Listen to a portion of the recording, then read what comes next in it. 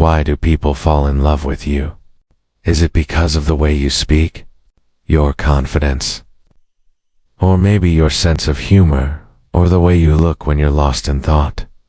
It's tempting to think it's something on the surface. But what if it's not?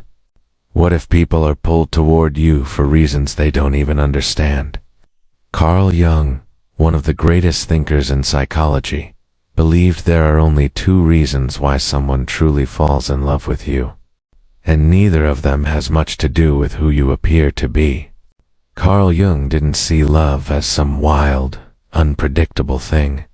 To him, even the most intense connection had a structure behind it, one hidden deep in the psyche.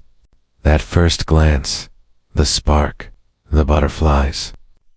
It all feels magical, but underneath, it's our unconscious mind pulling strings we didn't know were there.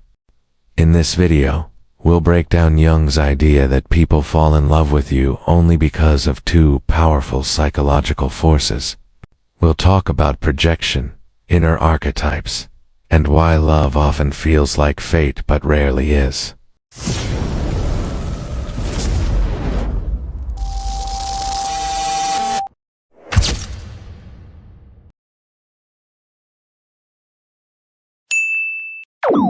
This isn't just about romance.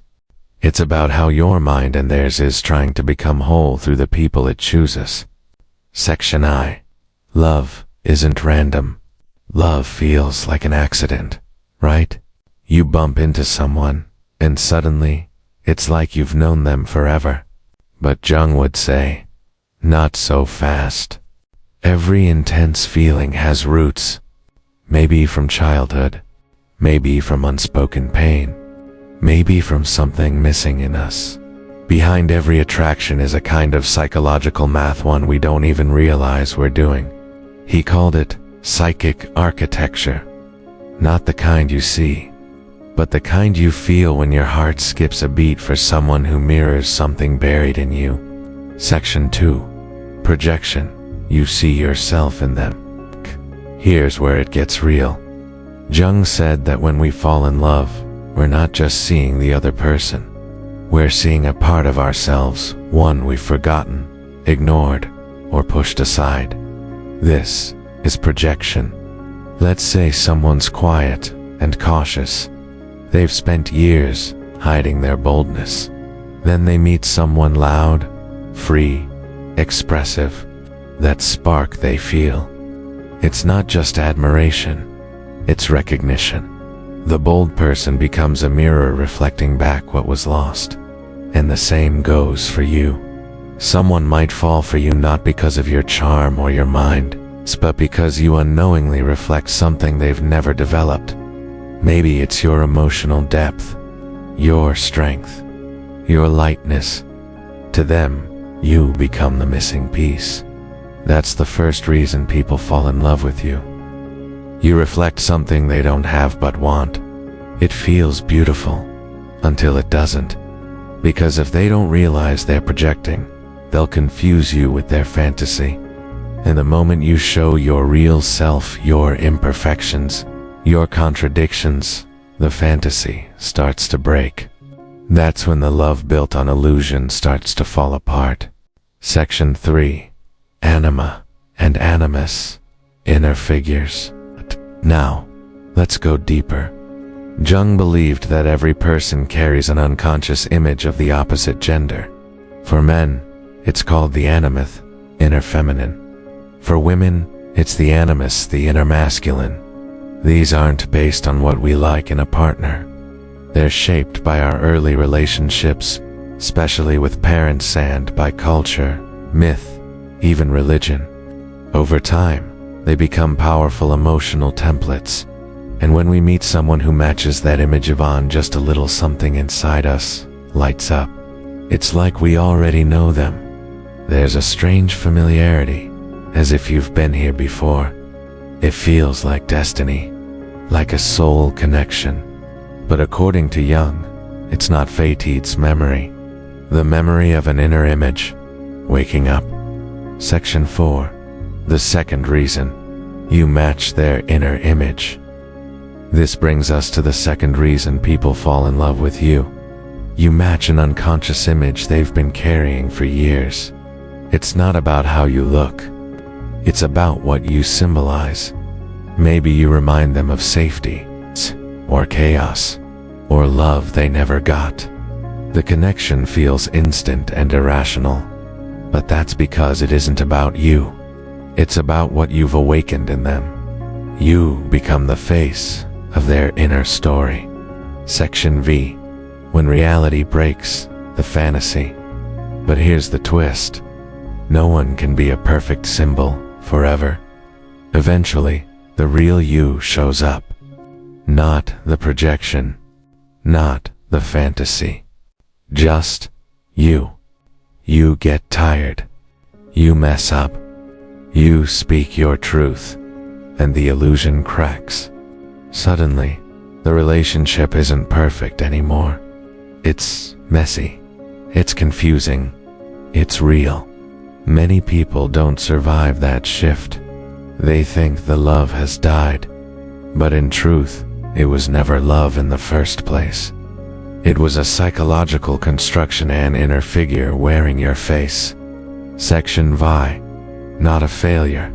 A necessary step. But this doesn't mean it was meaningless.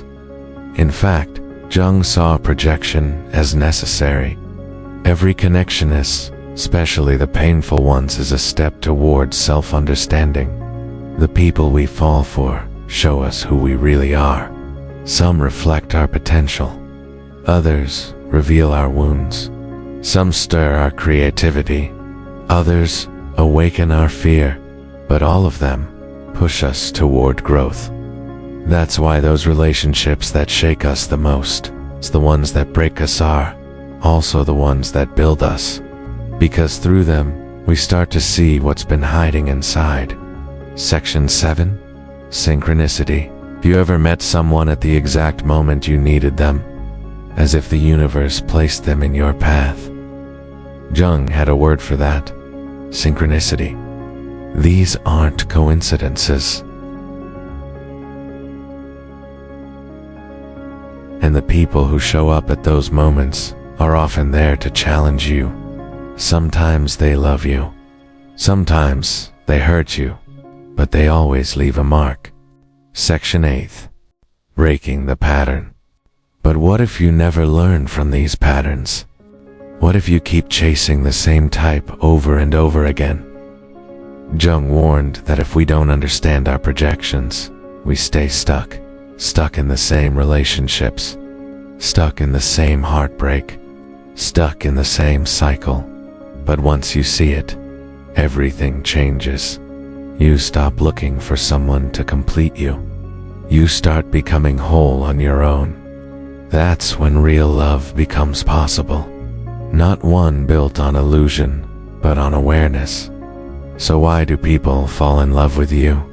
It's not just your smile or your presence. It's because you either reflect something they don't have, match an image they've carried deep inside. In both cases, it's not really about you. It's about them trying to grow, trying to heal, trying to find something they've lost. And you do the same. You fall for people who mirror your missing pieces, your wounds, your hopes, your buried potential. But when you wake up to this pattern, love stops being about fantasy. It becomes something real, something freeing, not to complete you. So the next time someone says they love you, look a little deeper. Are they really seeing you? Or are they looking at a reflection of themselves? And when you fall for someone, ask yourself, what part of me are they waking up? Drop your thoughts in the comments. Let's talk about the love that breaks us, decays, and the love that builds us. Subscribe for more content that gets under the surface.